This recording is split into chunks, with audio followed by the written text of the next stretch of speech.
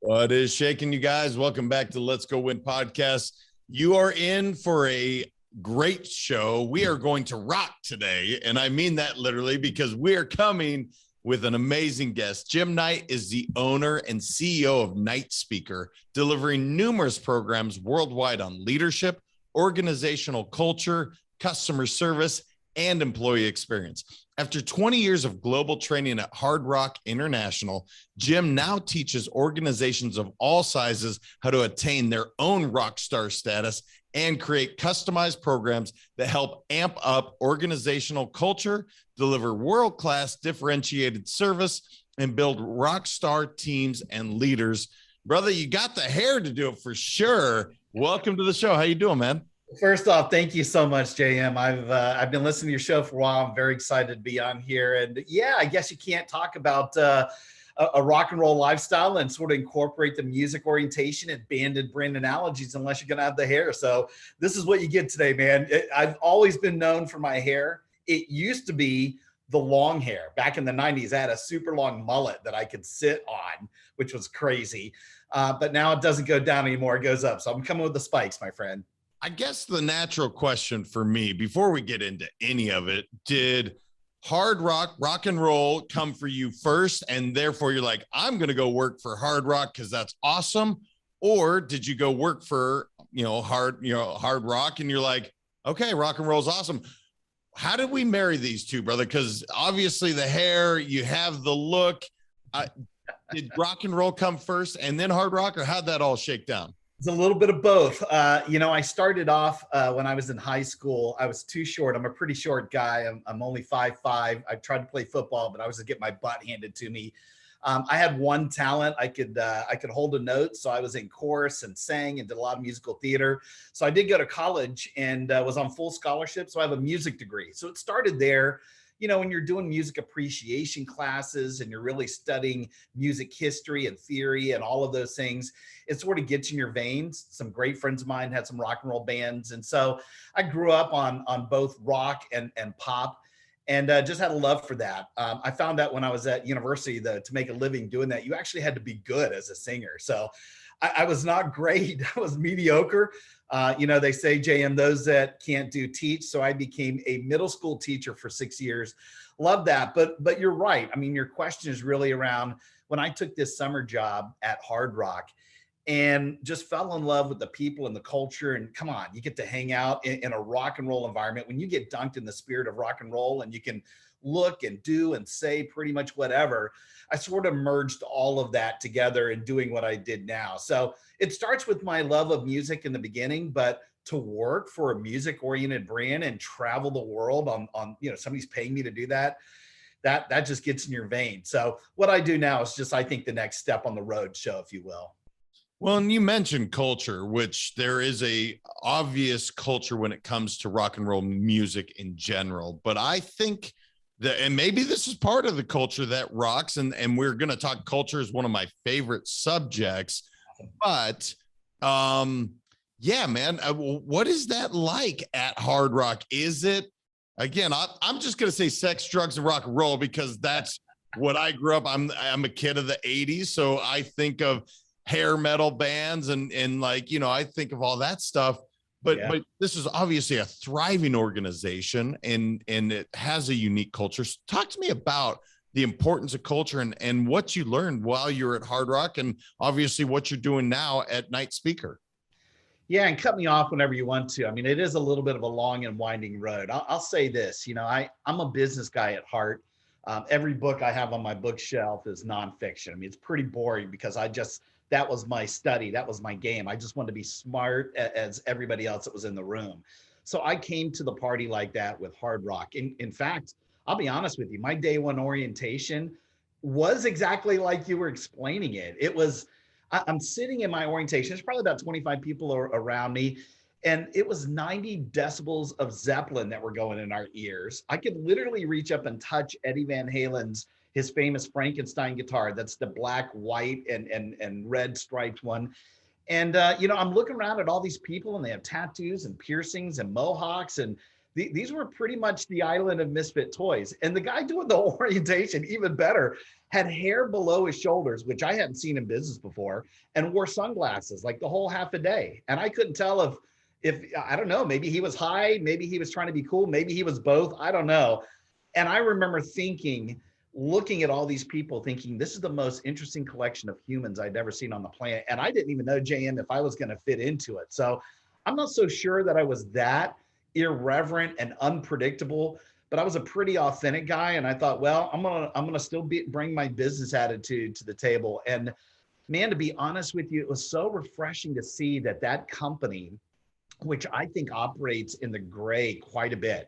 You know, they don't have a ton of black and white policies. Our policy meeting was called policy schmolicies. Like, they know they have to have them, but they try and avoid it. And as long as you weren't doing anything that would get me in trouble or a guest incident or get me in jail or something, it was pretty much free reign. But they did have some really good, solid business practices. And I think a lot of companies, not just these entertainment, these big mammoth buildings with, at that time in the 90s, there was a lot of mediocre food, big buildings. You know, we all think about the theme restaurant craze in the 90s. I was really surprised that Hard Rock, who came out of the other end, they were the originals of all of that they actually had solid business practices that a lot of companies not just stole, but I think just tried to emulate from a best practice standpoint. So I'll stop there for a second and sort of we can talk a little bit more, but it is kind of what you were saying. You know, now it's a little bit different because they aren't opening as many cafes anymore. The future is all hotels and casinos because that's where the money is. A lot of people won't know this, but Hard Rock International now today is owned by a Native American tribe here in the US, the Seminole tribe of Florida, which is actually down there in your neck of the woods in South Florida. So it's an interesting, you talk about culture, rock and roll, and hundreds of thousands of years of Native American culture. How does that sort of work out? But I think they've realized the money, the effort is really on the casino side. So, you know, the culture is going through an evolution itself, but they're still making a ton of money. They're still one of the only ones left standing out there. And I just, like I said, I fell madly in love with the humans that were working there. That's what made up the entire culture for me. Well, and it's a huge part of every culture, right? The human beings and what they stand for and who they are. You know, it's interesting marrying. I would say that more than anything else. So I'm with you. Sorry, go ahead. No, brother, I appreciate you stopping me to say, because that is culture, right? Like I talk about this so much, about the importance of your cultural values, who they are, what you stand for, what you represent. What's fascinating, and I guess I didn't realize that the Seminole tribe owned, I knew that they had casinos. I didn't realize they owned the entire Hard Rock International. But again, that's still a musical. I think of the beat of the drum and the importance of that within most Native American tribes, if not all. I don't know. I'm not completely historical study on it. But yeah, man, the talk to me about that, because when you say I fell in love with the people, and policy schmolicy, yet good business practices, what I hear in that, brother, is they know exactly who they are, what they're looking for, who they're looking for, and that helps generate what that culture was. Is that a fair statement, or am I off base there? You're 100%, my friend, 100%. We actually, I think it was in my last year or next to last year, there was a great marketing campaign called "We Know Who You Are." And so there were some taglines before that, like, you know who you are, we know who you are, you know the place to go. Like, we get you. And I would say the brand probably isn't for everyone. I'm sure if Hard Rock were listening right now, they'd be throwing stuff at their screens. But the reality is, maybe it is a little bit too irreverent, a little bit too unpredictable, a little bit too loud for some people. But I think that sort of attracts a lot of people that you wouldn't normally get at some other place, just sort of cookie cutter. So, you know, when I say I fell in love with the people, and I've come to realize now that I actually write about this stuff, and I'm so lucky because I can talk in probably 35 to 40 keynotes a year. I study cultures all day long now. So I've now realized no matter what you put in front of me, and you were making a great analogy, I don't care what the product, the stuff, the environment, the procedures, the policies, whatever it is, all roads lead back to the human. And I make some analogies, sometimes in front of a legacy brand where they think they're all that, they've been doing this for a long time. Maybe they don't have a lot of competitors. And I go, let's just do a quick comparison here. Let's say I hate your font. I hate your logo. I hate your color palette. I hate your policies and procedures. I hate where your corporate sports center is. I'm going to move that thing. But you, all of you, the leadership, everybody working the organization, you guys get to stay here. Have I really changed the culture? Hardly any. It's just small little movements. I mean, it isn't some massive societal shift within the business, but you do the exact opposite, right? Let's say I love everything about the company. I love every training tool and manual and e-learning course and the font and the color palette and all that stuff. But all of you, I'm firing all of you and I'm going to replace you with a bunch of other people. Have I not changed the culture? I mean, everything in my mind is now predicated on human behavior. And some of those behaviors, JM, are awesome and some of them not so much. And so whoever's working in the business at that time, that is the company culture. And if people believe that, if they start with that, then here's the kicker. Every time somebody leaves or joins the band, the culture takes a hit. It changes every single time, maybe positively, maybe negatively.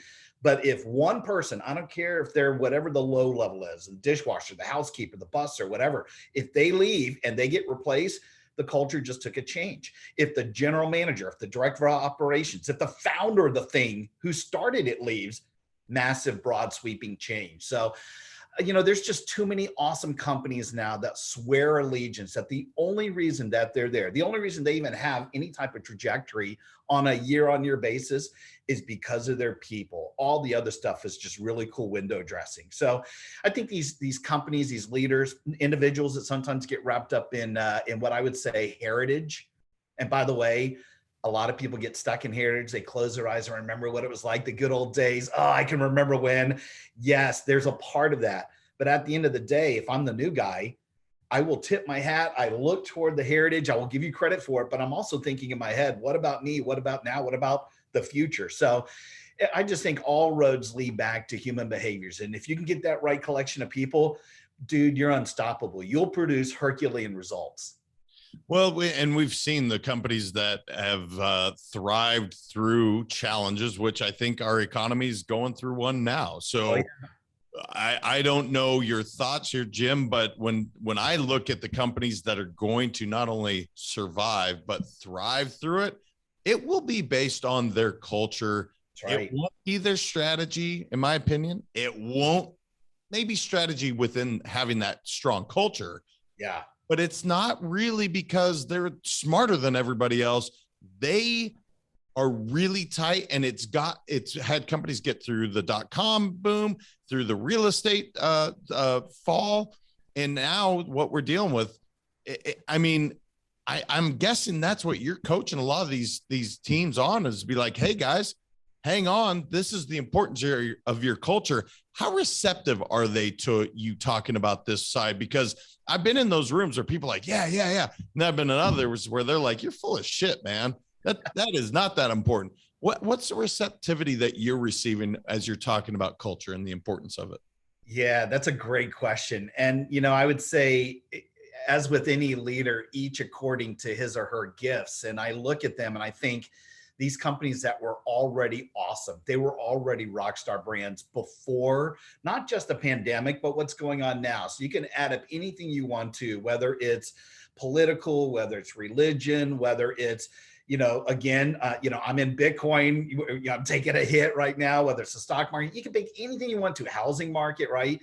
There's a massive confluence of events. And from a business standpoint, if you were already fantastic before, you made it to the other side and you're probably already crushing it. You're back probably pre-pandemic numbers. If you were already in the ditch and you weren't that great, well, guess what? You're probably not in business, or you're struggling big time. There's a whole bunch that are probably mediocre. That this is where I think it goes to your question. They have an opportunity. They could have either gravitated up or they could have been sucked down to the bottom. And it's all dependent on how they really position their culture. If they had the right people, you were using words like mission, vision, values, purpose. Like if you got those things right and you were living by that, and they weren't just, I don't know, words on the wall or in a wallet card or in a manual or video, but you were actually living it, you're probably in a pretty good place. So It's a great question because a lot of times, whether I'm doing this virtually or I'm doing it from the stage, I will have a question that will be posed, or I will plan to actually talk about that out loud with them, that they think that it's a strategy. They think there's a new program of the year that could work. They think they could do this or that or whatever. The ones that maybe conformed, maybe in the hospitality industry, I probably think about that industry a lot because I've seen some have to shift gears and do things differently when you can't have people inside the building. Every business went through that. They had to do something. If it was on a program, honestly, I think it was sheer dumb luck. And they maybe are only doing it 1 or 2 years. They'll get back to being the way they were. Rock stars have no problem. The lip syncers will always be unmasked. They always will. They always have been. So I think it's an awesome question. I think the ones that were great just continue to slake. And the ones that you sucked before, they probably aren't even around. They're probably not even listening right now. Well, and so they're not just words on a wall. I want to talk about how to really bring culture to the forefront of our minds, because in my opinion, this is going to affect the people you retain, the people you bring on. But to your point, look, I've been to tons of companies, mission statement on a wall. No one knows what it is. At all. Vision statement. No one knows what it is. But when it comes to recognizing what your culture is, what are some tangible tips? If I'm listening right now and I'm building my business, how can I bring that culture to the forefront of everyone's mind? So if I ask number 1 to number 100 employee, we're all on the same page. Yes. So I think you look at first the initial creation. I'll get past that real quick. But, let's say you don't have anything in place right now. What happens usually, executives run off to some island for a couple of days and come back and lay it on everybody. And that's kind of a piss poor way to do it. It's better than if they all believe in it, but it'd be even better to get as many people inside the organization as possible involved in the process so there's some ownership. Let's say you start with a company and it's already in place.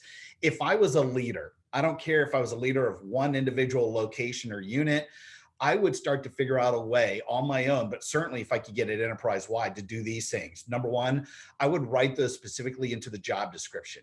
So it isn't just on the wall. It isn't just a physical wallet card. Literally, we're telling people right up front, in addition to the specific job requirements, here's what we live by. We're going to put that right out there. Listen, if you can't do those things, that's cool. Just let us know. We're going to be measuring against it. Because then on the back end, from a performance appraisal standpoint, you got to put it in there. You've got to have some measurable, something metrics. I am a metric driven guy.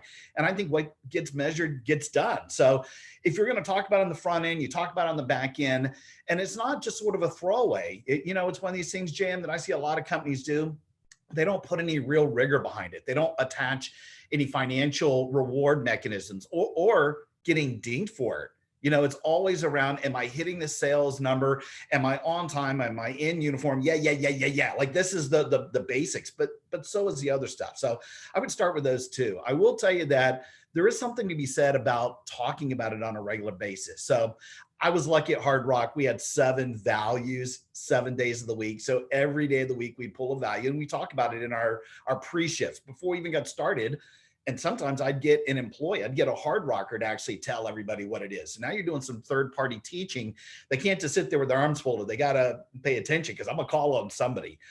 But then you get down to the leadership. When they're ever in a group together, whatever room they're in, I would have that poster on the wall or the wallet cards and bring those things out so that it can be part of the decision making. We will not make a decision going forward on something, especially big and grandiose, that's going to affect the entire organization, without referring back to those values or the mission and say, does it fit? Because if it doesn't, there's a reason why these things are in place. So that's 4 or 5 tangible things right there that if you did that, you wouldn't have to use so many mnemonic tools, right? Like it would just be a natural organic thing. And then you'd be able to tell right away in the recruiting process, somebody isn't going to get hired unless they can emulate these brands. I have, or these values. I have probably forever talked about competence and character, those 2 C's. But now you got to add in culture fit. It's too important. It's no longer a buzzword. Maybe it was 20, 30 years ago. I did the same thing. I was throwing down the culture card and my CEO was laughing at me. Now, too many companies can swear allegiance by it. So I think competence and character, you got to have those things now. There's something about culture fit. And if you can get that right, like I said, man, you're going to produce some world-beating results. What's cool, everybody, if you're listening, if you get your culture right, people will self-select out when they know they're not part of it, right? So Jim was talking about the 7 values and doing one a day. So that's something, the repeating thing is really important because our brains, that's the only way is if we continue to do it. So before every meeting for my companies, we go through what our cultural values are and we talk about it, right? Yeah. And the self-selection out is so important. One thing that continues to pop up is leadership, brother. And obviously you talked about the guys flying off to the islands, which I've done the same shit, man. It's like, get in a room and we're just going to grind out this culture. And it's like, okay, that's okay. Yeah. But obviously so much of this does hinge and stem based on the leadership in place. So what did you see when you think of a great leader, brother? When you're looking at one, you can see it in your mind, like that great leader. Yeah. What are some of the attributes that you see that they possess that you're like, damn it, I wish every leader did this? Yeah. You know, I used to teach a class on this when I was doing our corporate university. All the managers had to go through it. The conference was called Rock 101. It was an absolute blast. We had to teach technical stuff, but there were also some cool things like memorabilia, music appreciation, and philanthropy. And part of this leadership mindset was, listen, you're going to be managing literally an island of misfit toys. So maybe you have to treat them differently, but the concepts of leadership are the same. And we would do so many exercises. And I've come to the conclusion, the main thing that people want more than anything else is trust. You know, if you're trustworthy, if you're worthy of somebody's trust, man, I will follow you off the cliff. And by the way, when you leave, I'm going with you, all the really good ones. And that happens in business all the time. You see it everywhere. And there's a direct correlation between turnover and sales. So once everybody starts to leave, the business is going to take a hit, unfortunately, financially, especially if it's the really good one. So trust and trustworthiness is a big one. My friend Brant Menswire, who I have a couple of businesses with, you know, he has done a ton of work on the personal value side. And one of the things he's noticed is that people really want connection. So I definitely, because he's got some pure analytics around it. It's not just like I do. I study the Gallup organization and I belong to associations that will provide me some data, but he's done his own work. And I think if you said trust, you know, connectedness is awesome. I think these people who literally study, there are some leaders out there, they feel like I've got the information. They read a trade magazine, but they're not really listening to podcasts. They're not reading books. They're not joining networking associations. They're not getting involved in masterminds unless their boss told them to go there and they're going to spend a ton of money. So I think people that self-study and learn a little bit about human behavior, you know, you could certainly get better at executing and doing the strategy. Like you said, yeah. But I think understanding the soft skills and that these are human beings working for you until we get to pure robotics and AI and everybody's an automaton. I get that. But if you've got people working for you, you got to look them in the eye and let them know that you care about them and you know their hopes and their fears and what's going on with their family. Like if I'm seen and I'm heard, you know what, you got me for another 6-8 months. That's just how it works. And to be honest with you, JM, I can tell you, I was at Hard Rock for 21 years. Not my last year. I got better my last year, but the year before that, I'd gotten to a point while I was working at the corporate sports center that I was really good at parking my car and getting all the way to my office without making eye contact with anybody. Like that was the goal for me because I had to get to my emails, like the stuff I was working on. And I missed out. I missed out on a lot of people. I look at surveys, which I have seen before, that some people leave an organization because my boss didn't say good morning or goodbye. And I thought, holy crap, I'm a part of that problem. And so, you know what happens when you ask somebody how their weekend was? They talk back, like they spend 20 minutes. And so as soon as you ask the question and you're thinking, oh, I wish I wouldn't have done that.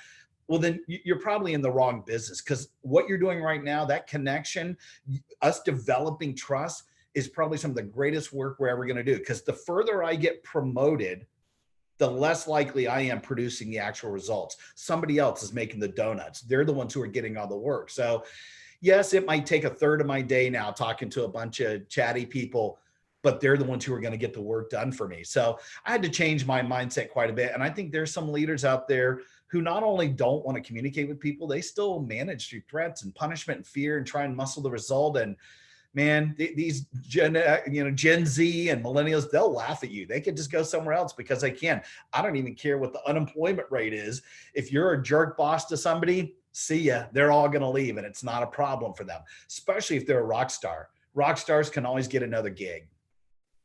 Well, and these are the soft skills that often executives don't want to talk about. But guys, this is 2 episodes in a row. Trust and connection came right when it came to leadership. Now, wow, that's cool. That's great. Oh, it's awesome, brother. I mean, it's literally like the leadership equation. Now, he was also a Gallup guy, so he finished it up with the vision part. But what I would say, that EPR is what I called when you were putting the head down, not giving people the encourage, praise, and recognition, right? That's literally the number one reason why people are unsatisfied in their work today.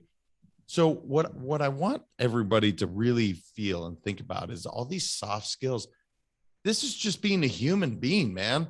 Like he also said, what gets measured gets done. And what I'm hearing, Jim, is when you marry those two together, so you have trust. So now you and I have built some trust, then we have a connection.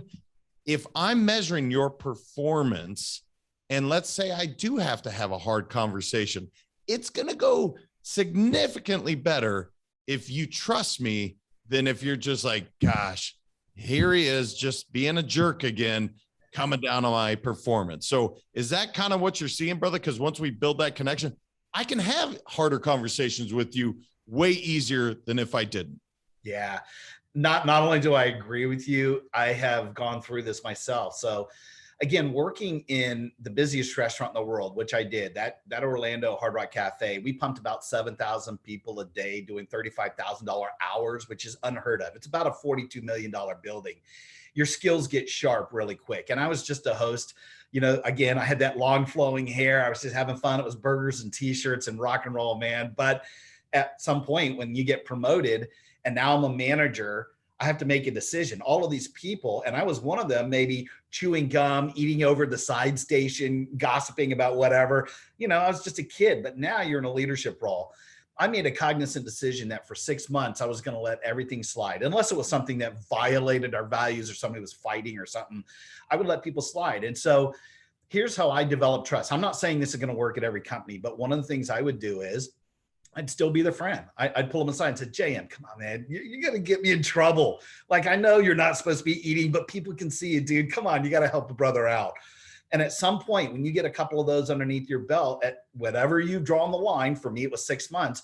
Now I start holding people accountable, and they already know, they feel like they've already disappointed you. When you sit there and go, we talked about it, man, this sucks, but now I got to write you up, and you're putting the report in front of them to sign. It's not an issue for them. It isn't coming out of left field because I've got a relationship. Now, I will tell you, some companies will not tell you to do that. They want a hard line. You got to manage people. And I totally get that. I just think business today, that the lines are blurred. It's a kinder, gentler business environment. And if you really are struggling, which every company is from a staffing standpoint, you better think about things differently. You're going to probably have to allow people to be on a first name basis with you and challenge the status quo and maybe have some ink on their body and maybe be 5 minutes late, not all the time, but every once in a while, and not just come over there and wrap their knuckles. I think you're going to have to think differently about, especially if they're a rock star, getting them to stay with you longer. So, a lot of leaders, when I talk about this with them, it is a little bit of that. It is just saying, what can you do? What are some thoughts that you can do? And I can be a catalyst for you. But knowing your industry better than I do, what could you do where you can develop that trust and that connection? Is it more one-on-ones? Is it more department meetings? Is it keeping people in the know? I don't even talk about performance appraisals, anymore. A lot of companies have thrown them under the bus because it's one time a year to fill out a form because HR told me to, so the employee can get more money. Like, I'm way more interested in performance discussions. You might have a form if you want to, but it's a checklist. It's just a tool to have the conversation, because I want to be crystal clear as to what I'm working on. And I am, because my boss talks to me all the time. So I think when you can get into that mindset, when you go askew, when you're off base, when I got to pull you back, when I got to hold you accountable, it's just like you and I having this conversation right now. It's comfortable, but I already know. It isn't like all of a sudden I wasn't told, and this is the first time you've ever chatted with me and I did something wrong 8 months ago. It's just a regular conversation. And I think people might say they don't want to be held accountable, but they do. It's just natural for humans. They want to know if we're winning or losing. And that's why I say the more metrics, the better. I don't even care what the metric is, man. You give me anything, I always want to win. Since we're talking about that on the podcast, I don't care if every year I'm winning every award. If I show up and I turn around, I have no competitors. Every year I want more. I'm hungry like that. And I think maybe people aren't physically saying that, but I think inside they all want to crush it. They all want to win to get whatever nirvana looks like for them. Oh, brother, I could not agree more. And way to plug Nirvana in there. It's just one of my favorite bands on top of it. But what's so fascinating about what you just said, and I so agree with it, the fear of the unknown is way worse, guys, than being hollered at by your boss. Yeah. I don't know if I'm performing well or poorly. That is not a comfortable feeling, especially in this environment we're in today. Because yes, there's staffing shortages. Guess what? Not as many businesses are going to be able to stay in either. So it's funny, man. You have both balancing acts going on. I want to talk about customer service for a minute, just because what we're experiencing today with some of these shortages. You even mentioned, hey, having some ink. One of the things that's so fascinating to me, I know there's a look of professionalism we want people to have. Yeah. But truth be told, I don't care. I care the way they treat me. If I would just want to be treated the way I would treat them. And so it's so interesting. I think we've evolved. I think maybe not, but I think we can evolve to a place where it's like, I don't care if let's just say it's a tattoo on the face. And this is nothing against anybody that has a tattoo on the face. But I know that was kind of poo-pooed on, unless you're a tattooed artist, maybe an artist in some other profession. But now I don't care. If you're a good human being, I really don't care. Yeah. What's your thoughts on that, brother? And seeing like good customer service, because I think we're all experiencing where, they're short staffed. I know my word grace is what I use the most. I have upped my level of grace for these human beings. No doubt. Way more than I did a couple of years ago. And I think that's a good thing. So what are your thoughts on it? Well, I will say a couple things. I mean, first off, I think you and I have evolved to that point. There's probably a percentage of people, it's just not their thing and they think differently. And maybe they're a little bit older. Maybe they're a little bit more conservative. Tattoos is an easy thing to talk about because it's visual. You can talk about anything that you want to, but I think that the people who get a tattoo, it's the mark of a risk taker. And actually people that had tattoos when I was growing up, the only ones who did were people that were in the Navy and people in prison. So I'm sure that stigma 40, 50 years ago was one thing, but now there are so many people that are getting inked up today than ever before, that if you draw a line in the sand and say, I will never hire anybody with a visible tattoo, okay, that's cool. It's not going to fit your brand, but you do realize you're going to run out of people. You know that, right? Because it's just going to happen. And I think I'm with you 100%. I love, even when, let's say when I go out to eat in some, I don't know, formal dining restaurant, I'm sitting there and somebody is presenting the food. And as they reach across, they're all buttoned up. They look completely perfect. But then all of a sudden the tattoo peeks out of their sleeve. I love that. That guy or that girl is a rocker and they're cool and they're awesome. If I hadn't seen it, they'd still have a great personality. I'd think fondly about them. Now I go, that person looks like me, like they represent my tribe. So I'm even going to come back a little bit more. But I think for some people, if they saw a facial tattoo or something like that, it would probably rock their world. I mean, it both positively and negatively. So yes, I do think that happens with people. I think every year that goes on, it becomes less and less of a stigma. But I have so much fun talking to businesses, because when I left Hard Rock, I thought I was really just going to be talking with restaurants, hotels, retail, maybe some theme park. It's far from it. I mean, most of the stuff I do now is in real estate. It's automotive repair. It's financial institutions, credit unions, funeral directors are my number one clients right now. It's crazy as to taking the same concepts, like you said, of culture, leadership, customer service. They go through the exact same struggles. And if I have an opportunity to talk to the core leadership, I don't care if it's 5 people in a room or 50 people, but they're the ones making all the decisions. And let's just say I throw it out there. This isn't the only thing I do, but I love this question. I go, what would happen if you guys started allowing people to have visible tattoos? What would happen?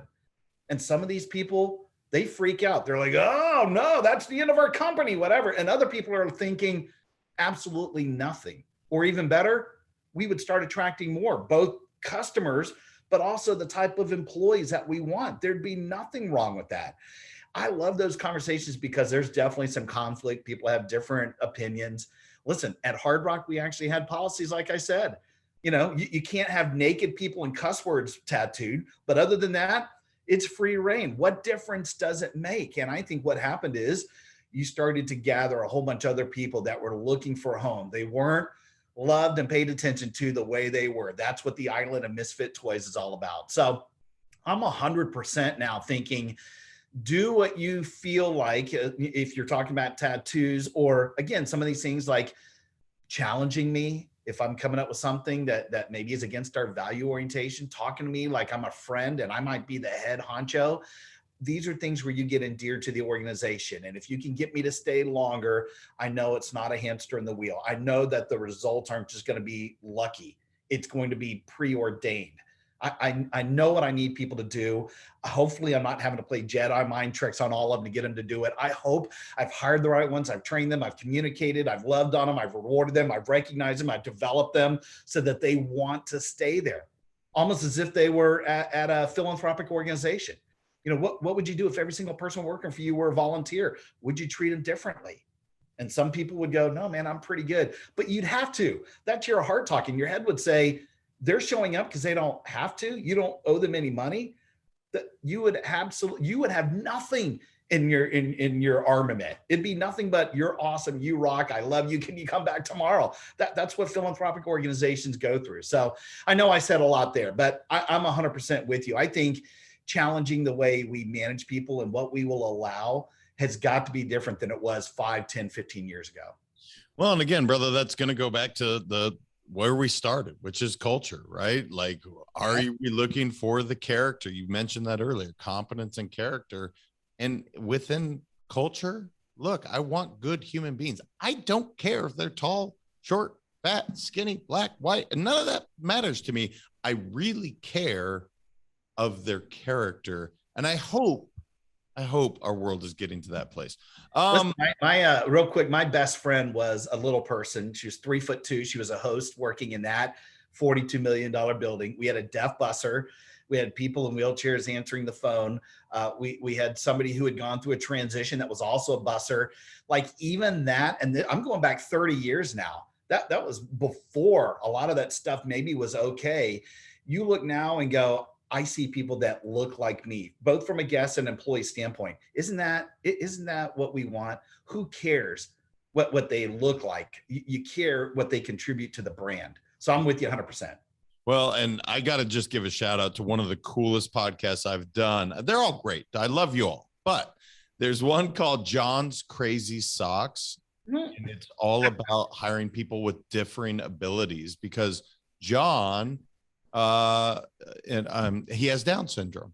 And so he and his dad developed this company. It's awesome, dude. It is so cool. And the customer service that company delivers is better than any I've ever experienced. And I mean that. Nordstrom's is incredible. Southwest is unbelievable with their culture. John's kicks all of your asses. They're that good. Hey, listen, if you're propping up brands, Mod Pizza, if you ever check them out, they go out of their way to hire people that just came out of prison. Coming out of being incarcerated, it's really hard to get a job, and they actively seek for people. And you know what you get with that? Loyalty. As long as you still hire within the values, you put them up against the same standards as everybody else.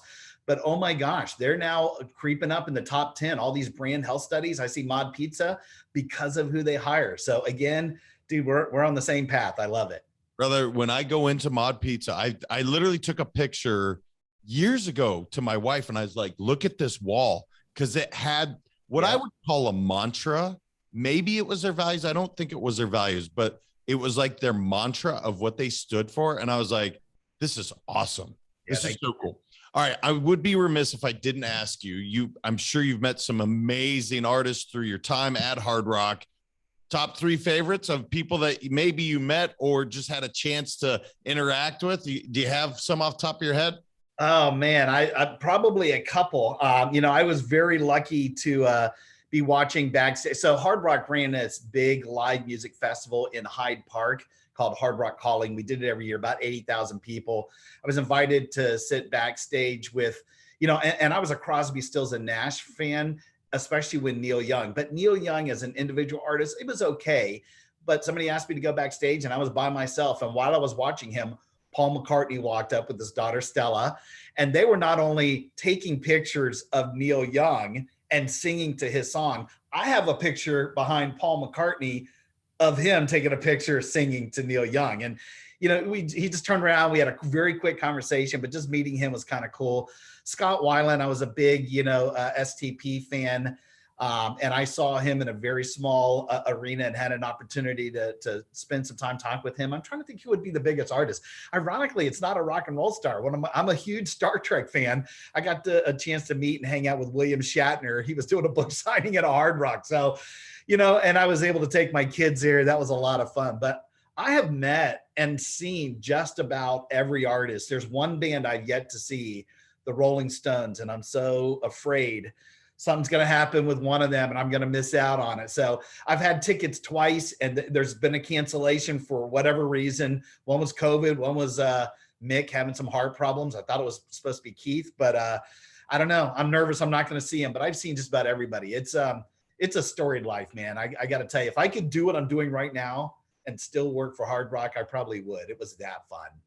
Brother, what an experience. I mean, again, I don't really ever get starstruck, but Paul McCartney, I think I'd be like, wow, that's a living legend. He's right there. That's pretty cool.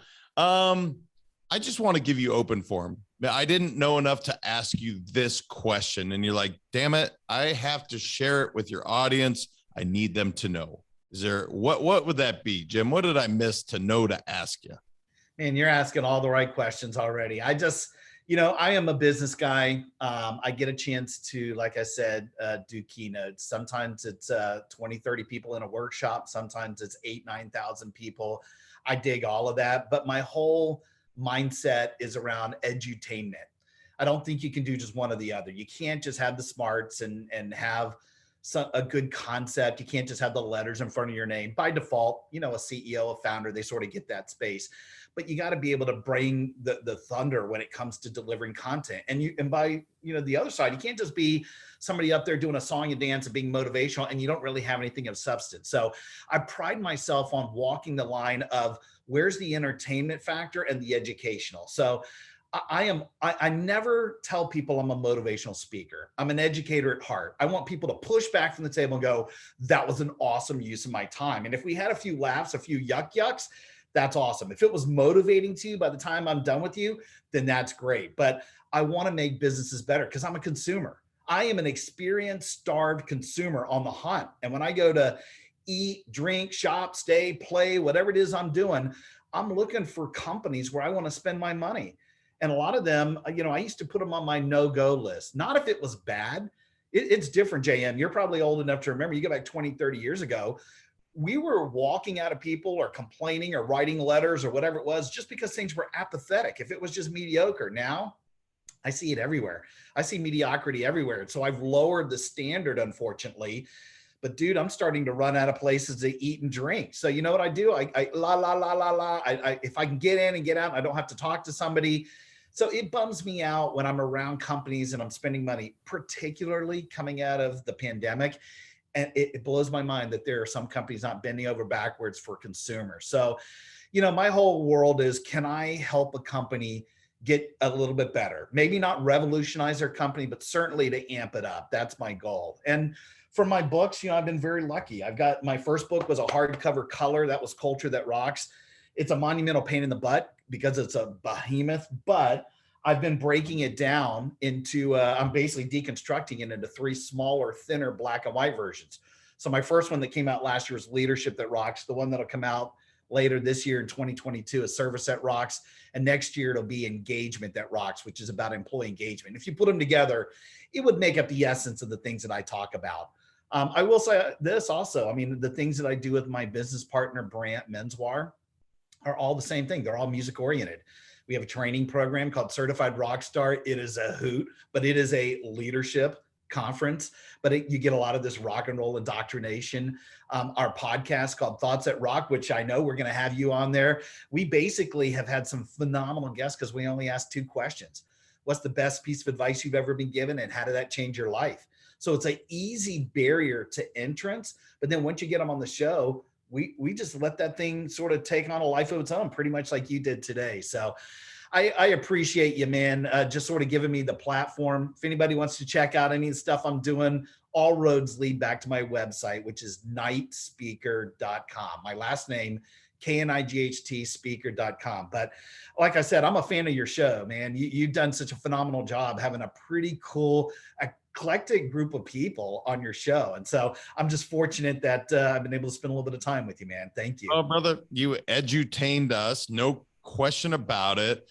Really quick, because you mentioned something I'm passionate about, and that is when I actually talk to my youngest son about this all the time. When you go through and people aren't taking pride in their work, here's one thing we can do. You can teach your kids that's not okay.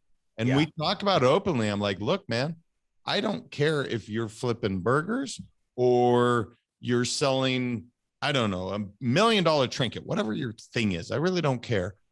Show some pride in what you do.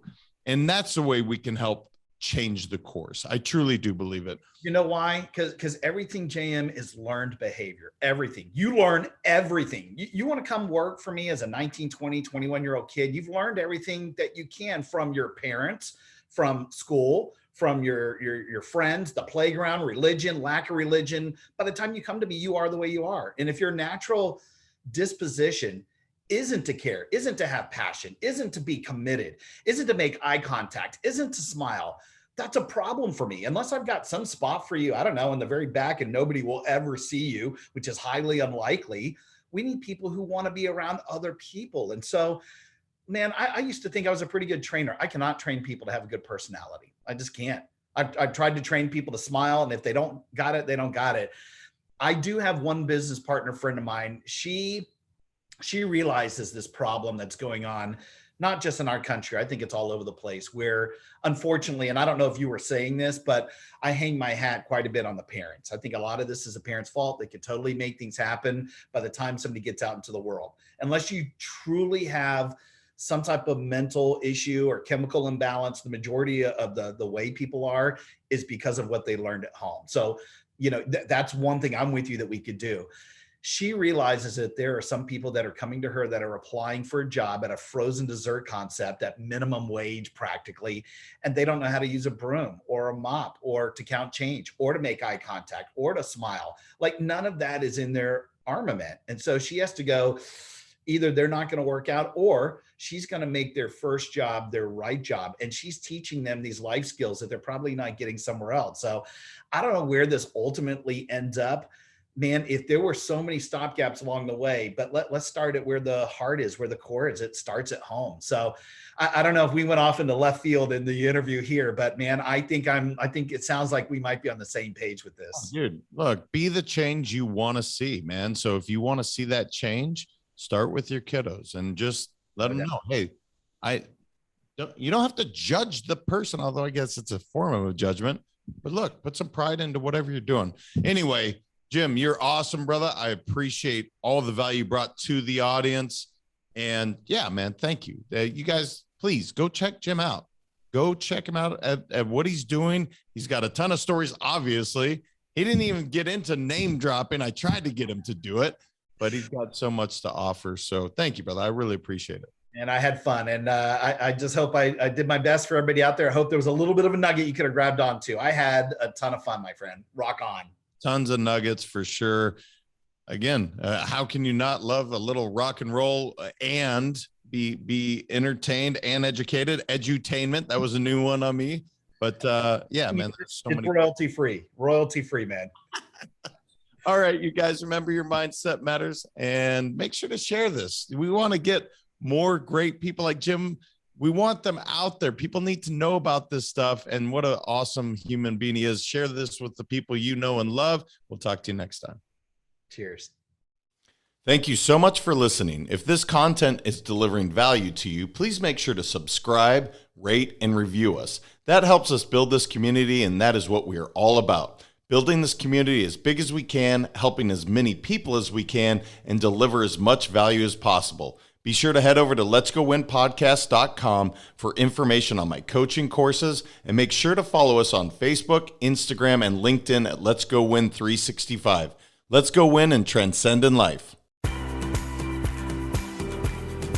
This is the Let's Go Win podcast with your host, J.M. Ryerson.